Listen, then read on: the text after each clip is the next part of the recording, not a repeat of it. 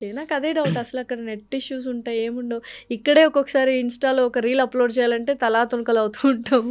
ఎలా అప్‌లోడ్ చాలా చేస్తున్నారు మందికి అది అని. వీడియోస్ కన్‌ఫ్యూజ్ అవుతుంటారు. వీడియోస్ ఎలా అప్‌లోడ్ చేస్తారు? నెట్‌వర్క్ ఎక్కడి నుంచి ఎలా వస్తది? అప్‌లోడ్ చేస్తున్నారు అది నిజంగానే? మెయిన్ అంటే చాలా మంది కమెంట్స్ చేస్తున్నారు. వీడియోస్ పెట్టాను కూడా దాని గురించి. హ్మ్. హ్మ్. అప్పటికి కూడా ఇప్పటికి అదే డౌట్ చాలా మందికి. హ్మ్. సో, వీడియోస్ అనేది షిప్‌లో శాటిలైట్ అనేది పెడతారనమాట.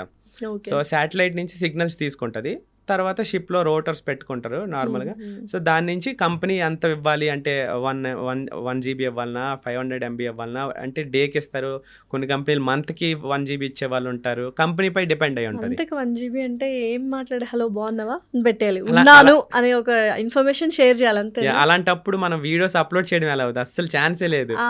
ఒకవేళ మనకు ప్యాషన్ ఉన్నా మనకసలు అక్కడ ఈ ఫెసిలిటీస్ ఉండవు కదా! ఫెసిలిటీస్ ఉండవు. సో, అలా పెట్టడానికి కుదిరేది కాదు. బట్ హ్మ్. లాస్ట్ 2 ఇయర్స్ ముందు ఆ షిప్ నాకు చాలా అంటే హెల్ప్ అయిందనమాట. ఈ ఓకే. కంటెంట్ క్రియేషన్‌లో రావడానికి. హ్మ్. ఇప్పుడు నేను కార్గో షిప్స్ నుంచి క్రూజ్ షిప్స్‌కెళ్ళిపోయా. ఓకే. అక్కడ ఇంటర్నెట్ ఫెసిలిటీస్ చాలా ఉన్నాయన్నమాట.